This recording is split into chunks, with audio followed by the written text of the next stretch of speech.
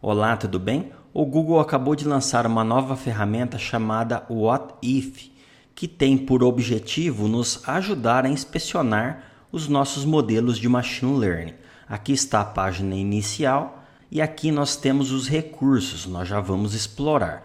Para isto, ele traz algumas demonstrações com datasets bem conhecidos, como por exemplo o dataset de censo, onde nós vamos aplicar uma classificação binária para prever se determinado indivíduo ganha mais ou menos que $50 mil anuais, e o dataset IRIS para problemas de classificação multiclasse. Então, através de algumas características de planta, como por exemplo a largura e o comprimento da pétala, nós vamos tentar identificar de qual espécie é aquela planta. São 3 espécies possíveis. Então eu vou abrir aqui esta demonstração e esta também.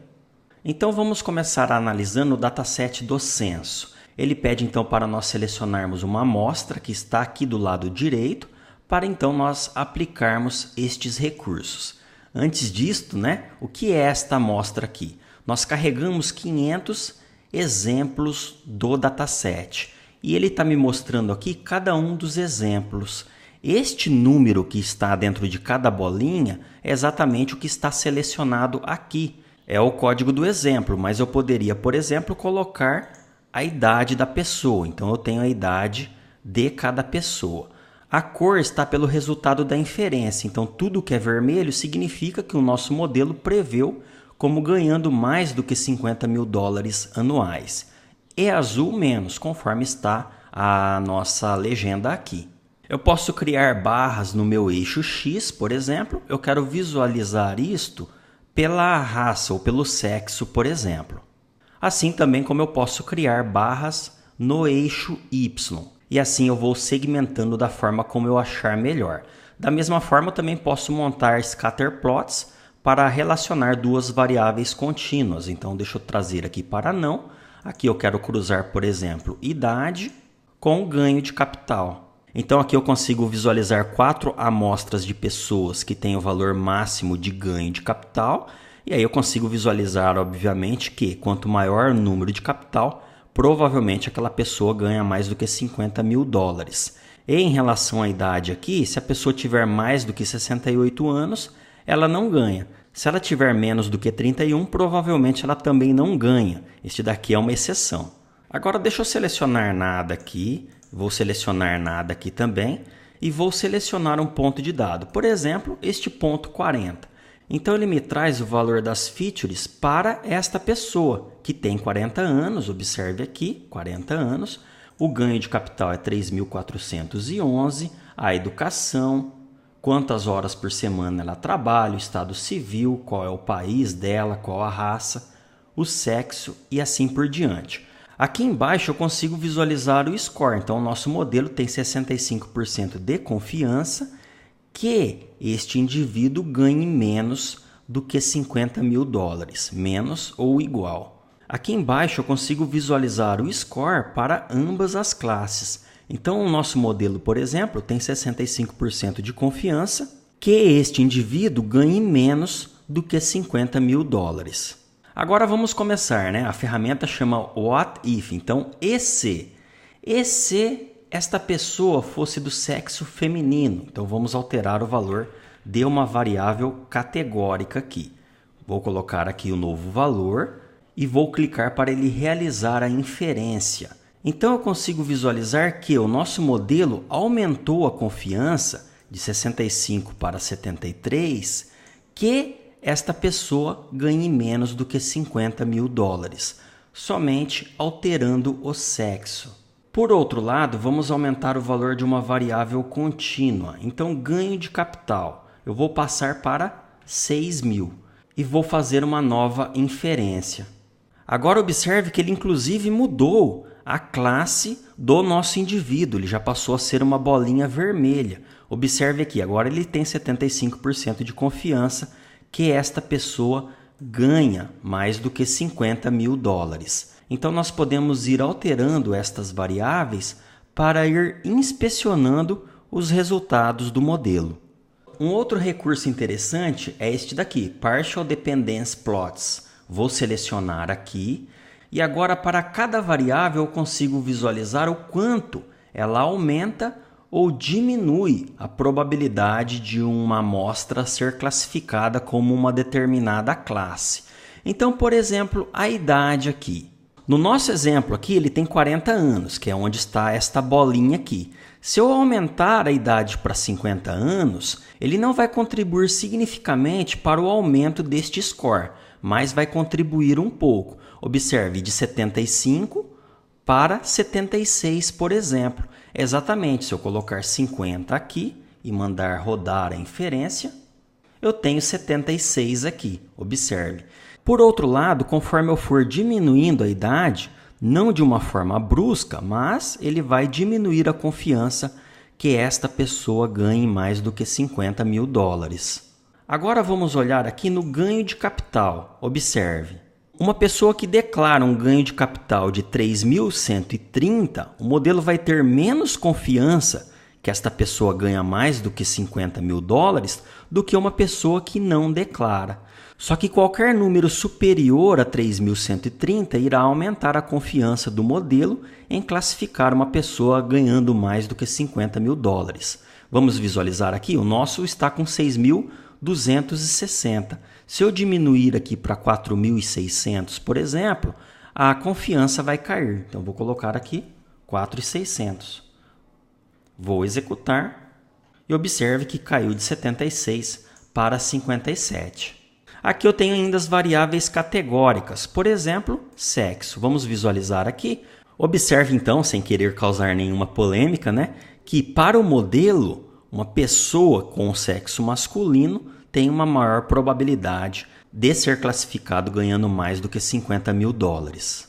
Agora vamos visualizar este outro exemplo aqui, um dos datasets mais conhecidos, o IRIS, que possui 150 amostras, dividido em 3 classes. E são exatamente 50 amostras por classe. Então, nosso dataset está totalmente balanceado. Inclusive, ele está ordenado, nem precisaria, mas observe que o número que eu estou vendo dentro de cada bolinha é o código do exemplo, e do 1 ao 150 são todos exemplos que pertencem à espécie setosa, do 50 ao 99 versicolor e o resto virgínica.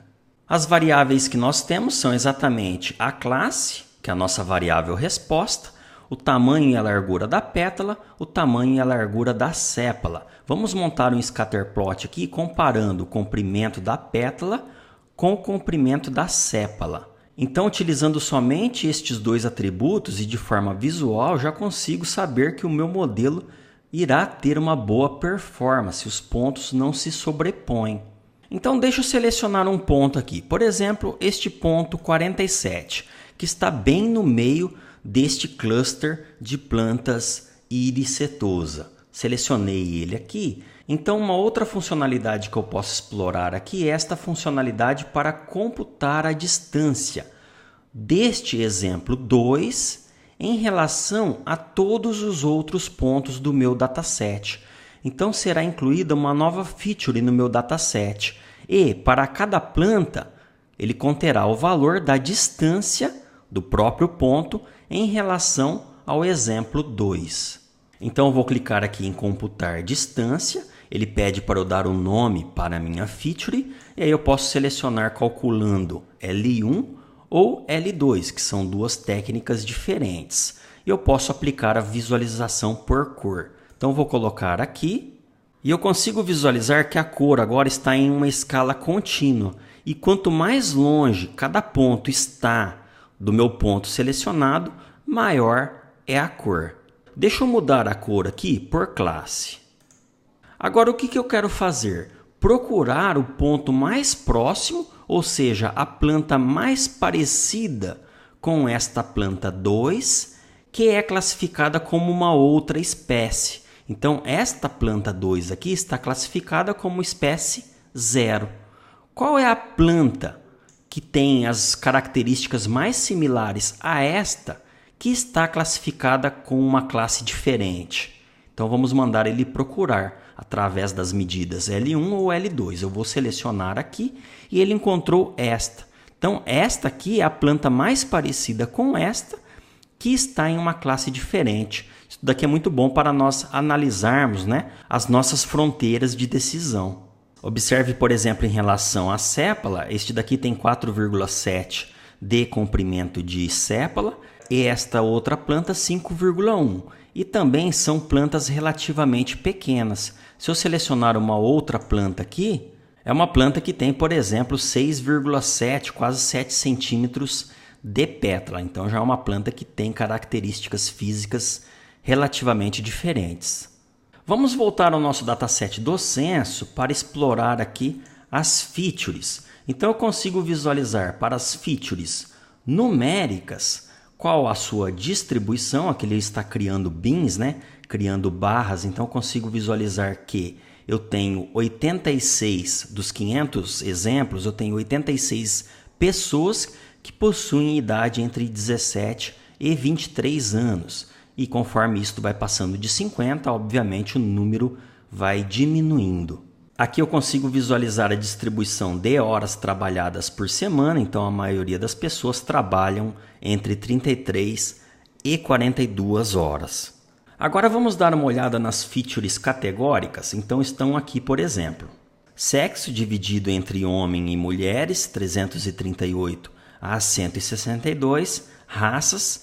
E quando eu tenho muitas categorias diferentes, ele monta este outro tipo de gráfico que parece uma série temporal, mas que não facilita visualmente. Então clique aqui em Show Raw Data e aí a gente consegue visualizar a distribuição por cada uma das categorias. Agora vamos voltar novamente no Iris para analisar o último recurso deste vídeo, né? O recurso de performance. Então qual que é a nossa variável resposta? Aquilo que nós estamos querendo prever. É a variável class. Perfeito. Então aqui eu consigo visualizar a nossa matriz de confusão. Como nós temos 3 classes, esta matriz será 3 por 3. E eu tenho então aqui que 50 exemplos são da classe 0 e o nosso modelo respondeu como sendo da classe 0. Já aqui eu tenho 48 exemplos que o nosso modelo previu como sendo da classe 1, mas ele era da classe 0. Então aqui nós temos acertos do nosso modelo. 32% ele acertou. Tudo que está nesta diagonal aqui são acertos. Aqui eu tenho um erro. Por que eu tenho um erro? Porque eram plantas da classe 1 e o nosso modelo previu como sendo da classe 2. Mas os erros foram baixos e o nosso modelo teve uma boa performance. Vamos visualizar agora esta matriz de confusão nesse dataset aqui. Então eu vou clicar aqui e a minha variável resposta é se a pessoa ganha mais ou menos do que $50 mil. Então aqui eu tenho somente 2 valores possíveis, 0 e 1. E eu consigo visualizar aqui a minha matriz de confusão. O que são estes erros aqui? O nosso modelo previu como ganhando mais do que $50 mil, mas ele não ganha. Então aqui nós temos um falso positivo. E aqui nós temos um falso negativo. Ele previu como não ganhando, mas a pessoa ganha. Aqui nós temos os verdadeiros positivos e aqui nós temos os verdadeiros negativos. Então eu consigo visualizar as métricas de performance do nosso modelo. Só que qual que é melhor errar? Vamos dizer assim, né? É melhor você dar um falso positivo ou um falso negativo? Depende muito do seu problema. Por exemplo, imagine que você queira dar como resposta se uma pinta da pessoa é maligna ou benigna. Isto sendo um exame de triagem, por exemplo. Se o modelo falar que aquele exame é maligno e errar, como é um exame de triagem, o paciente nem vai ficar sabendo, né? O dermatologista pode pegar aquilo ali e encaminhar para a biópsia para ser confirmado. Por outro lado, se você fala que aquilo não é câncer e o paciente vai embora e acaba não se tratando. Então, neste caso, o falso negativo é pior do que o falso positivo. No caso de uma gravidez, por exemplo, se você dar um falso negativo, provavelmente a mulher vai continuar com os sintomas e algumas semanas depois ela vai repetir o exame. E aí provavelmente este exame vai dar positivo. Por outro lado, se você der como positivo, o paciente já vai ficar esperando um bebê, já vai se preparar psicologicamente para isto. Então, neste caso, um falso positivo seria ruim. Então, nós podemos ajustar o nosso modelo para preferir, por exemplo, falsos negativos ao invés de falsos positivos, ou vice-versa. Nós podemos fazer isto ajustando o threshold. Lembra que eu disse lá no começo do vídeo? Se o número for menor do que 0,5, ele vai classificar como ganhando menos do que 50 mil. Se for maior, ele vai classificar como ganhando mais. Vamos ajustar este threshold. Você pode mover para cá ou para cá. Mas vamos aplicar de uma outra forma. Deixa eu colocar em 0,5 aqui e eu tenho o custo. Então, o que seria o custo aqui? No caso de 1, o valor padrão aqui, ele vai dar um threshold de 0,5. Significa que falsos positivos e falsos negativos são igualmente importantes. Agora, se eu colocar, por exemplo, o número 4, o 4 aqui é só uma sugestão, pode ser qualquer número acima de 1. Eu estou falando que falsos positivos são piores do que falsos negativos. Do outro lado, se eu colocar qualquer número que seja menor do que 1, eu vou falar que falsos negativos são piores do que falsos positivos. Então, neste caso, vamos supor que eu queira minimizar a quantidade de falsos positivos do meu modelo. Logo, eu vou colocar um número que seja acima de 1. Eu vou colocar o número 4 aqui, por exemplo, conforme ele está sugerindo, ou o número 2, por exemplo. E eu vou clicar aqui para ele otimizar o threshold. Aqui são os falsos negativos e aqui são os falsos positivos. Então, observe que ao clicar aqui, este número vai cair e este número vai aumentar. Vou clicar aqui. Perfeito. Então, agora, se for para ele errar, ele prioriza um falso negativo. Deixa eu voltar aqui para o número 1 para ficar fácil a interpretação deste gráfico aqui, né? O que nós queremos saber é a área sob a curva do nosso modelo. Então, quanto maior, é um número que vai de 0 a 1, quanto mais próximo de 1, melhor. Visualmente inspecionando esta curva aqui, quanto mais próxima ela estiver deste canto, melhor. Aqui ela estaria se fosse um modelo perfeito. Então, muitas vezes nós criamos curvas para diferentes algoritmos, para facilmente inspecionar qual o algoritmo que melhor se encaixa com os dados que nós estamos trabalhando. Aqui nesse eixo Y nós temos a taxa de verdadeiros positivos e aqui nós temos a taxa de falsos positivos. Então observe na caixinha cinza que apareceu ali no cantinho da tela, né? Eu não consigo levar o mouse até lá porque senão ela some. O que está laranja é o ponto de threshold que eu estou selecionando no momento. E o pontinho azul ali é o que foi definido pelo meu modelo, é o que está aqui. Então, observe que se eu diminuir este threshold, eu vou acertando mais ao custo de dar mais falsos positivos. Por quê? Porque o meu modelo vai falando que todo mundo ganha mais do que 50 mil dólares. Logo, ele vai acertando mais. Mas ele vai dando mais falsos positivos. Ele vai classificando mais pessoas que não ganham mais do que 50 mil dólares como ganhando. Do lado oposto, se eu for diminuindo o meu threshold, ele vai acertando menos e errando menos. Então ele vai falando que todo mundo ganha menos do que 50 mil dólares.